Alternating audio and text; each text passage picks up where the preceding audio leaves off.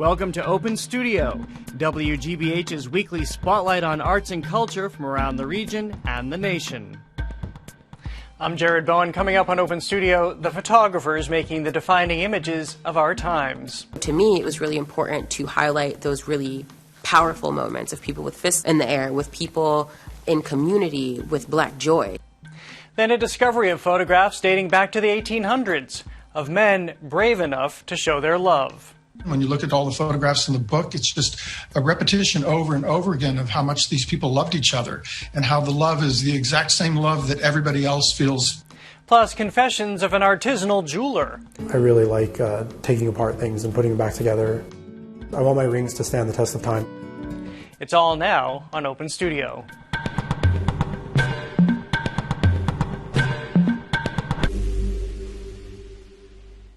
First up, thinking back to the images that have defined this country's most turbulent moments, we reached out to two of the photographers capturing protests right now, fully aware their pictures may be the markers of this time for generations to come. These are portraits of protests. Documented by photographer O.J. Slaughter since May, they are the images of people who have taken to the streets in Washington and Boston, demanding a racial reckoning. For a long time, we've always been told what our history is through outdated textbooks, through history stories that have been whitewashed. As of recently, I'm understanding, to me, that there is one side, and that side is for black liberation. And those are the stories that are so important for me to tell. This gallery show hangs on the studio walls of Windy Films, where Slaughter has been working on a documentary about these times. It's where we recently met both Slaughter and photographer Philip Keith, who has also been documenting protests for the last 5 months. It's easy for people to reduce Black Lives Matter to a statement or a slogan or start to look at it as like this organization, but it's quite simply a fact that these people's lives matter, our lives matter. So I just wanted to go and show the humanity of the people. Both photographers say there's so much more nuance, emotion, and story to the protests than the mainstream news reports. They're removed from the crowd. They show the size of the demonstration, but they're not getting to the heart of the movement. I'm like shoulder to shoulder with everyone as much as possible.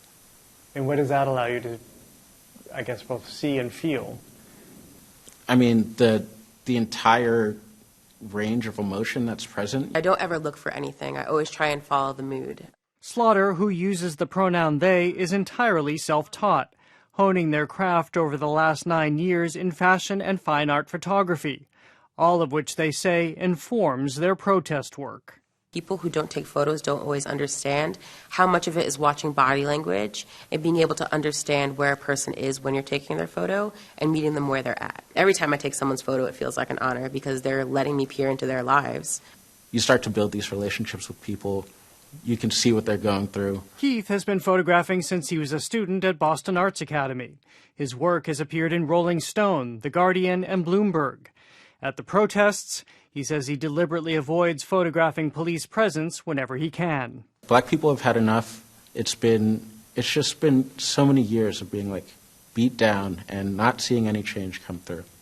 So I think it's hard to find moments of joy, but there are of pure joy. But there are people who are happy to be together at these protests. Most of the time, there's no violence at these protests. Most of the time. It's friends, walking together and talking and this idea of healing versus anything else. So to me, it was really important to highlight those really powerful moments of people with fists in the air, with people in community, with black joy, because black joy is a protest. But they are finding danger in their work. Several days before our interview, Slaughter arrived at Boston's Copley Square, where the right-wing group Super Happy Fun America was holding a rally. What transpired was recorded and posted to Instagram. As I'm walking, a police officer comes up to me and pushes me. I swing onto one leg, and of course my body's I didn't fall down. I have pretty good balance. I stood back up. I got pushed by another police officer. I went to turn, and I got pepper sprayed in the face. I had a pretty bad allergic reaction to the pepper spray. I had to go to the urgent care, get my ears irrigated. I had really bad burns on my body because I probably stayed with pepper spray on me for a little bit too long. How does this change what you feel about what you need to do? I think my mission has changed greatly. I'm more focused on creating a press coalition. And what that means is, what does it look like for local historians to know their rights? Modern history is often written in photographs. The fight for women's suffrage, the anti-Vietnam War protests, and the March on Washington, all remembered in defining images. So both Slaughter and Keith hope their work right now will outlive all of us. I don't think people need to see protest photos. I think that the black community needs to see images of themselves with dignity and with power and respect and love. I want to show us in a different light. I hope one day, someone's reading a textbook and they're like, wow, I saw this photo of Ayanna Pressley and it made me feel powerful. That's why I do it every day. I want people to feel powerful.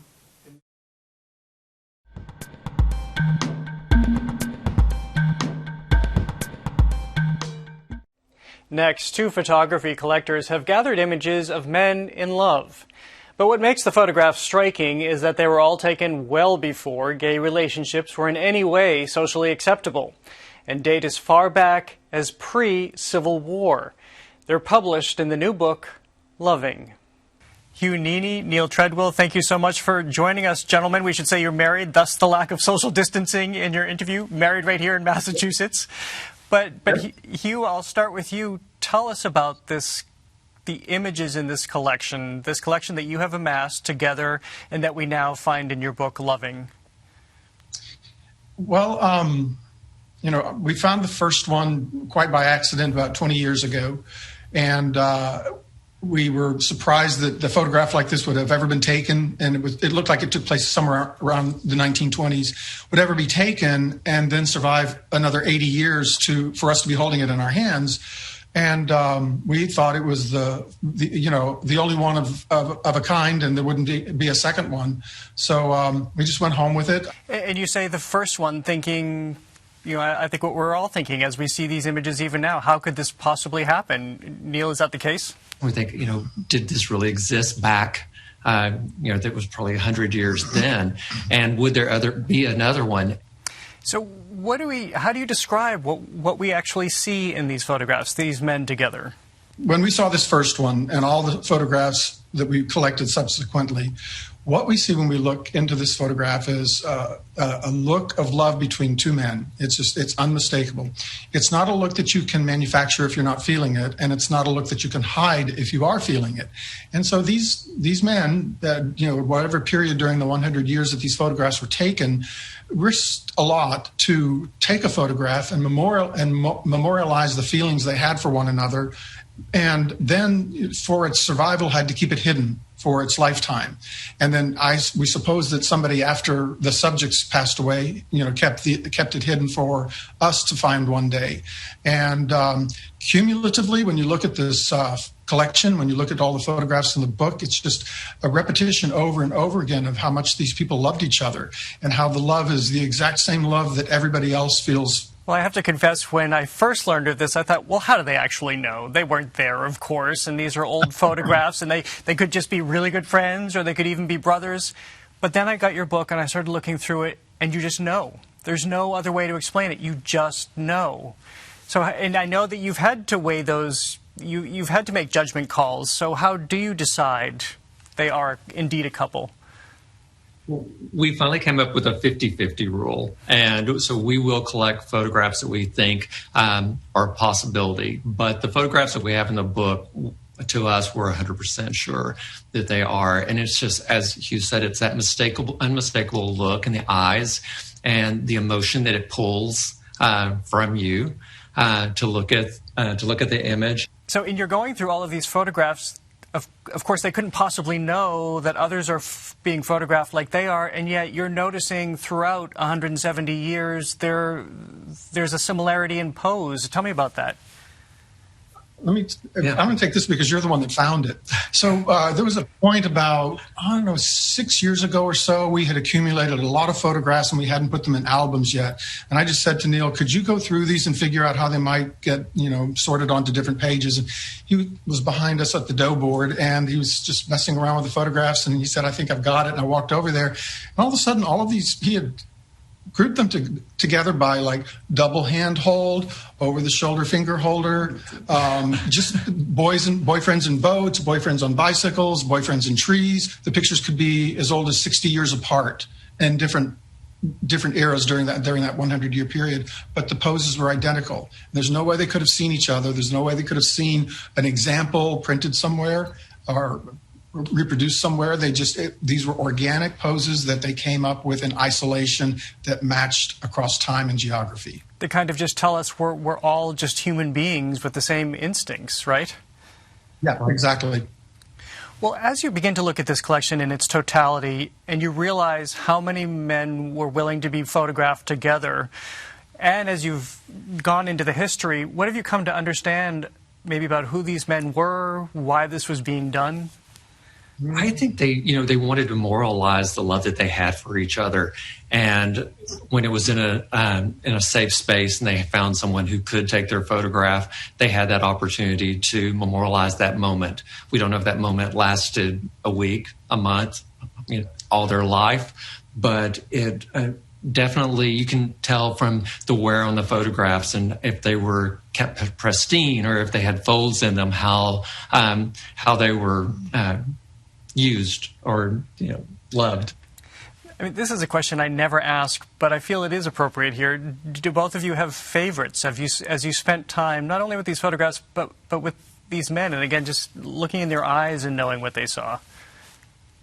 We do. I have one that we named some of them in mine. We call it Splendor in the Grass. It's a double spread in the book, and it's two guys laying. It's like they're in maybe a hay field. They're stopping for a break. There's a loaf of bread in front of them. And it's just the innocence, the sweetness in both of their face. One has the blanket kind of pulling up a little bit over his face. And then mine, I love that photograph as well. But if I had to choose a favorite, I think I would choose the photo of the two young men in the photo studio that are holding the sign that says "Not married but willing to be." It is breathtaking that. And somewhere around 1900, before, after, a little bit, these two young guys had the awareness and the sense that they wanted to be or were in their own minds and hearts a married couple. We think of that as such a new subject, and it really wasn't. Well, finally, you're just at the book has just come out. People are just becoming aware of these photographs. I feel like this is going to be a game changer as people understand that this exists and people understand the nature of this love has existed and so boldly. What is your sense as people begin to respond to what you've done? I'll start. It's been amazing, the response that we have received and the letters that we get about what the book means to them, what the project means to them, what they see in it, how it's really changed their life and from a positive aspect, making them feel better about themselves. We hoped that we would have this kind of response because we feel like that's the message in the collection is very powerful, and we wanted to share it with the world. We've finally decided that making a book was the way to do that. And once the book was done and was out there, we just crossed our fingers and hoped that people would receive the message that we thought was there, and that has been the case. What has surprised us is it is just rocketing across the planet. We cannot keep up on a day-to-day basis with the messages and questions and requests and so forth. It's just really from everywhere. It's amazing, absolutely amazing, and it's wonderful, really. Well, you, Neil Treadwell, all for a book, I might add, that you didn't think anybody would have any interest in when it was first posed to you. That's incredible. Thank you so much for being with us. Great. Thank you very much for having us.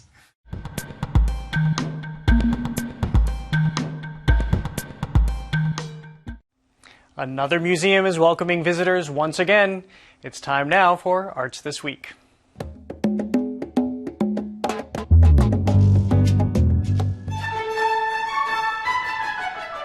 New England Conservatory is taking its first Mondays series online. This week, catch the music of Aaron Copland, Duke Ellington, and Jason Moran. It's all about getting the big picture at Fitchburg Art Museum. Wednesday, see how photographers have used emerging technology to make large-scale prints. Framingham's Danforth Museum has reopened. See the work of 3 New England artists featuring funerary monuments, women in pants, and recycled materials. Visit Thursday. Rain come from the clouds and sun lights up the sky. Hear jazz vocalist Alicia Olatuja reflect on our times in her virtual concert, Everything Must Change. Friday, catch her performance at rockportmusic.org. Take a moment from MoMA Saturday. It's the day the Museum of Modern Art first opened its doors in 1929 on the 12th floor of New York's Heckscher Building. We move to Reno, Nevada now, where artist and goldsmith Mika Blank has designs on sustainable jewelry.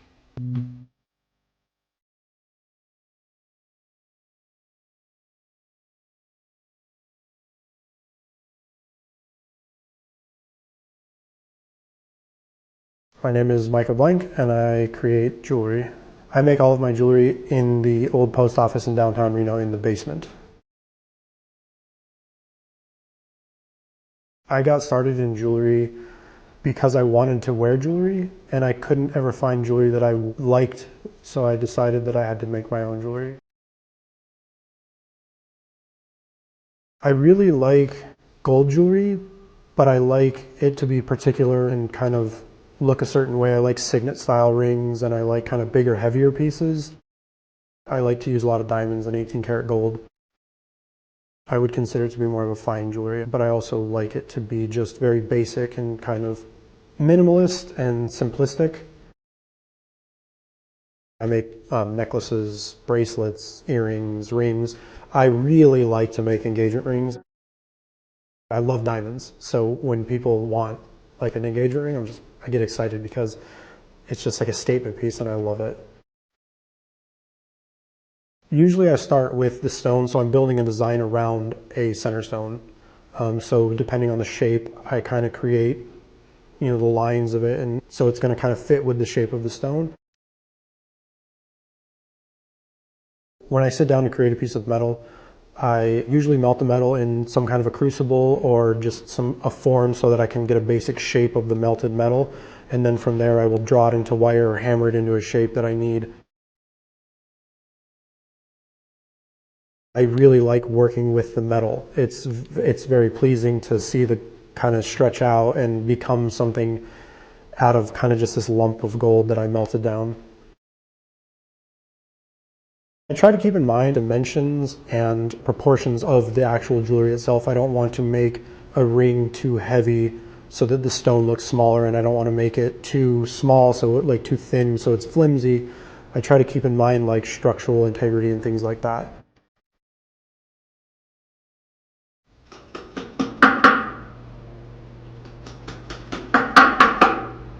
Sometimes people will bring in like an heirloom piece of jewelry that they received from a relative, whether it be their mother or their grandmother, and the style is a bit outdated and they just want something using those stones. They want it to be a bit more current or something unique to them, and so from there we'll just kind of discuss what they want, and then we'll take all the stones out and melt the gold down and start making a really, really interesting ring using metal and stones they already have. I think it's really important to repurpose jewelry and things that we have, like repurposing anything. So if we can use diamonds that have already, and we can use recycled gold, I think that's very important in the process. You want to make sure that you are buying something that like, okay, the person was paid a fair wage to find this gemstone, and I think everyone should want to make sure that their hands are clean, so to say, when they buy their jewelry. I think the most gratifying part to me is the finished piece, because I know where it started. I know that it started with just a wire or just a wire and some stones on my bench, and then I get to see it kind of evolve into this, it starts to look like a ring, and then when you polish it or clean it up, then it starts to look like and then you see the finished piece coming out. Every time I make a piece of jewelry, I'm like, oh, this is nice.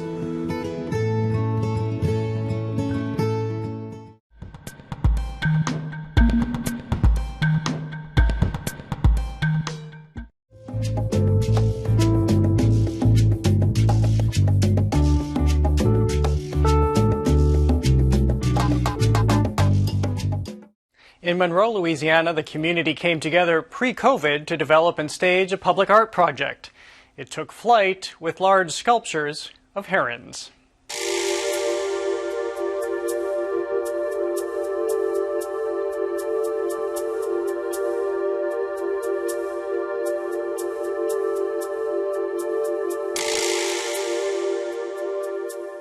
Herons on the Bayou is a public art project.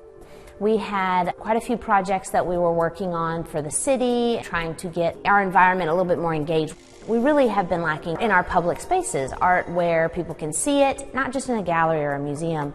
And I got the beautiful opportunity to work with a partner of mine, Emery Thibodeau, and we started doing murals and public art projects and really getting out there and showing people how beautiful art is and how much it can do for your community. And the next project that really sort of felt right was the Herons on the Bayou project, which is projects that you see in lots of different communities where they'll paint tigers or pigs and all these fun characters that really mean a lot to your community. And we started thinking about what would be an icon that would represent our community, and let's just try it. We went through the black bear, we went through the catfish, lots of things that mean a lot to our state, but we kept thinking about we're a bayou community.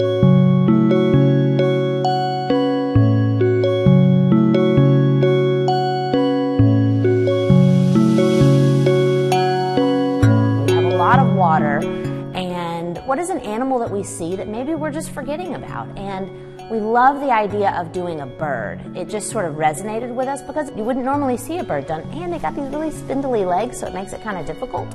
We were like, well, what about the blue heron? It's this really elegant, beautiful, to-itself bird that you just have to look for. They're always in our bayous. They're on the campus at ULM, which is one of our partners for the project, and we thought that would be perfect. Let's try it. And the more we thought about it, the more it became like the perfect symbol for us because it's quiet and it's something that you have to look for. It's not something that just hits you right in the face. It gave us the opportunity to make our sculpture different than everybody else's. Most of the time they're one solid fiberglass animal, but we were able to make it a mixed media sculpture, so we added metal into those legs, which really makes it different. We have created 51 of these things in our first round of the project. We started the project with the idea that maybe we would get 20.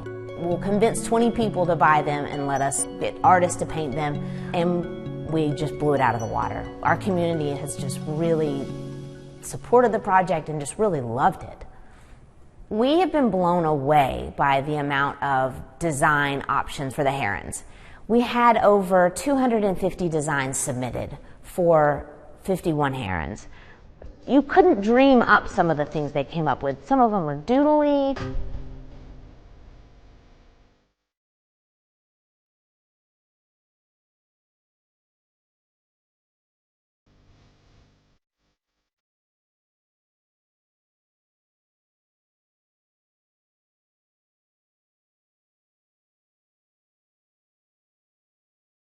Some of them are naturey.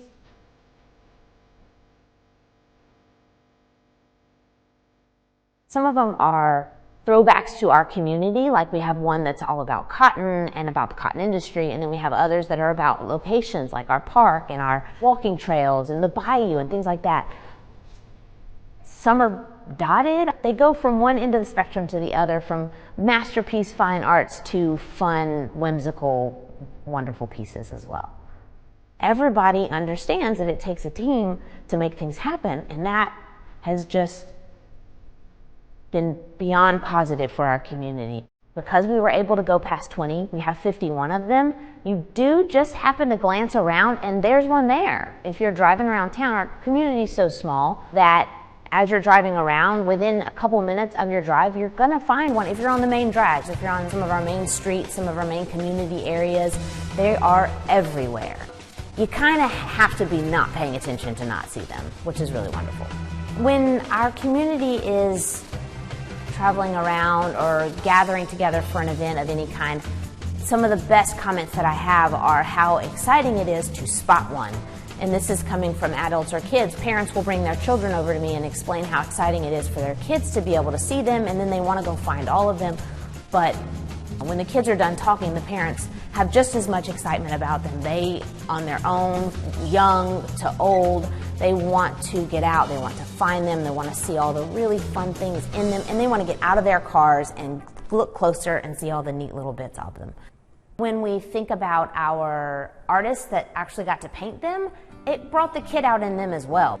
They got to just think of something fun that they could do on a bird, which was kind of something that they hadn't ever done before. They're painting on canvases, they're painting on wood, they're doing commissions and things like that. This gave them an opportunity, so once they painted them, then our community has just jumped on and just felt like this is a fun game.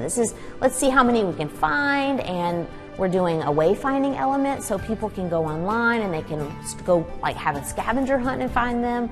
They're really finding them really fun and exciting.